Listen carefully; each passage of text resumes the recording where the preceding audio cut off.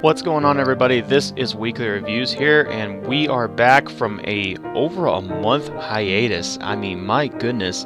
Feels like I haven't been doing any videos or anything for so long, but it's only been a month. But pretty much, I've been taking a hiatus just from other stuff, but we'll save that for another video maybe in the future. But anyway, we are back to be able to show off something that I have been meaning to show off for a long time, and we've been given access to it to be able to show it off a couple days before it releases, which is the game known as Earthlock Festival of Magic. Now, this game has been in works since around 2014, 2013 from my buddies over at Snowcastle Games, and this is a game that is made on the Unity engine, and it is a gorgeous RPG/JRPG style game. So if you are a fan of JRPGs or RPGs in general, this is a game that's going to be right straight up your alley. So, let's go ahead and waste no more time, and let's go ahead and show off some of the game. Now, I'm not going to show off when starting this game up, the very beginning, because I want everybody to be able to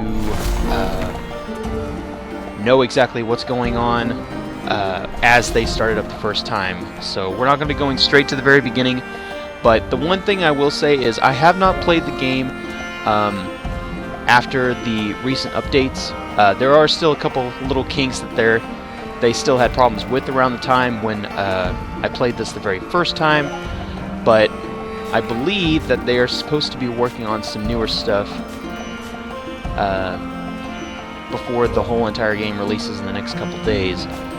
So pretty much when you first start up the game, you're going to be greeted to a few characters, which are Nart, which is one of our characters right here, and you have Amon, which is your main character for your entire journey. So Nart is a pig warrior, which is kind of like a healer and like a sorceress, or a sorcerer I should say, and he's one of those kind of really, at first he seems like a really weak character, but he's just one of those kind of characters that is going to be really cool in the game, I think, just from the way that I've seen for the battle system and everything. So I can definitely tell y'all, for one, they have definitely fixed a couple things that originally were wrong with this game the last time I played it. I'm not going to go into a big bunch of details, because I mean that was around the time with alpha gameplay and everything like that, but pretty much just like a Tales of kind of game, it has the exact same type of a world map as a Tales of game, and it has the map screen on the very bottom left corner, making it so you'll be able to know exactly where to go, what to do and everything. And like I said, we're not going to go into a huge amount of showing it. I mean, I just want to show off just enough to be able to get y'all interested in possibly getting the game. So we're going to go ahead and take on a couple of these guys real quick first, and I'll show you exactly how the battle system works. So it's kind of like a cross between the old Final Fantasy and mixed with, I can't really say what other one I could think of off the top of my head, but you have multiple different types of ways to be able to attack, and you have different things like for abilities, like it shows you right here, you can change through D-pad, like for items, utilities, and stuff like that. So you can also do a regeneration. You can change your stance. So like say if you want to focus, it imbues the team with various focus abilities. It's completely up to you though if you want to do that. So we're just going to club on these guys. And he's going to use razor petals. Nice. That didn't work good. And we got poisoned by that. So we're going to now change our stance for Amon, so that he's going to be able to use his blaster, because we want to use that blaster, because if we just use the stabbing, that's not going to do enough for us. But we're also going to use regeneration, because we're going to need a way to be able to take these things out. Now, just like in normal RPGs, they have certain weaknesses for certain enemies. Like say these grass ones right here, we're about to use a fire blast on them, and it should, yep, one hit, take them out. Now again, every enemy is going to be different though. Some enemies will have weaknesses to fire, some of them ice, some of them lightning, all different types of elements and stuff. So it just honestly depends on what you want to use when taking them out. So we're going to go ahead and finish off. Well, I thought we were going to finish them off. Hopefully the next one we'll be able to do them. Nope, obviously not. Well, there we go. And at least one of the cool things is, as you finish each battle, you will not have to go and buy any kind of special items to fix, say, if you're blind or anything like that.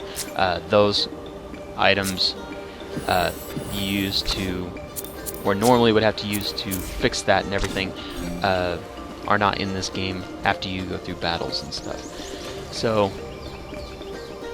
also, if you're interested in wanting to know, you can play this game using keyboard and mouse. Though I do think they recommend you using a controller. I'm using an Xbox One controller, so I would think that they would make it so you can also use controllers like for the PlayStation 3, PlayStation 4 controllers, most likely, if you have it connected to your PC and everything. So, we're going to go ahead and save our progress so far in the game. And let's go ahead and head into this next area, which is like a swamp area. Ooh, and I see a bunch of people. Oh boy, we're going to get to take them out. Nice. So let's see how this is going to do. Well, they're using a bleed trap. Nice. So that's going to make us... Oh my god! Those guys can... Oh my god, I should not have done that. Then again, I didn't know. I didn't know that they were that strong. Obviously, I shouldn't have gone that way. That shows you right there, it's been a very long time since I played the game. Okay, so we're going to need to get out of here. And we're going to try to go to another spot, because obviously that was not where we needed to go at all. So that didn't work very well. So I'm sure Bendig, one of the devs, or the lead dev, probably around the time when he's seeing this video, he's probably laughing his ass off right now. He's just like, oh my god! Like, Wii-kly, how did you... or why did you even do that? But... okay, obviously we can't go that way. I'm trying to not run into those guys. I'm trying to see if I can explore a little bit more before I start having to take out a bunch of these enemies. And I'd like for y'all to walk off just a little bit further. Please. Please walk off a little further so I don't have to run into you. Nope, you're still going to try to come after me, no matter what. Okay. Let's try to go over here. I wonder what's over here. Ooh. Alright, look at all the sunken marvels around us, Amon. I'd sure love to know the history of this place. I'm making a mental note for my return to the Great Archive. Nart, you must find books on the subject of Ramu. Shik. I just can't wait to read about its mysteries, secrets. Nart, let's try less talking, more just less talking. This woman you were supposed to deliver the message to? Yes, Miss Albato. With my luck, she's probably deep inside this smelly swamp. Doesn't smell that bad. Oh, you think maybe my nose is too sensitive? I think you are too sensitive. And I think you smell a bit, actually. So, one thing I gotta give Bendik and the whole entire team on, since the very first time I did alpha testing for them, is they have done an amazing job using this Unity engine. I mean, there are some gorgeous art all through this whole entire portion right here. And there are little, they're very, very minor things that they still need to do. When you're using a controller, like say if you're using control stick, there are some tendencies where the control stick will kind of, even when you actually stop moving it and everything, Amon or any character which you can switch to, I'm sure they have a switching out thing with this, or they'll eventually have that in there in the full game. For some reason, you'll continue moving a little bit. I mean, not very much, but I mean, regardless, it's probably just a small thing that they still have to fix on. But otherwise, though, this game is becoming better and better and better ever since the first time I got to try out testing for it. And I just know that more people that get a chance to be able to play it are going to really enjoy this, because I know it's going to be something truly, truly epic. The more people give it a chance. And I really hope that not only just from showing only what I've shown on the game here will not only just interest you into it, but possibly interest you into more games that Snowcastle Games decides to create.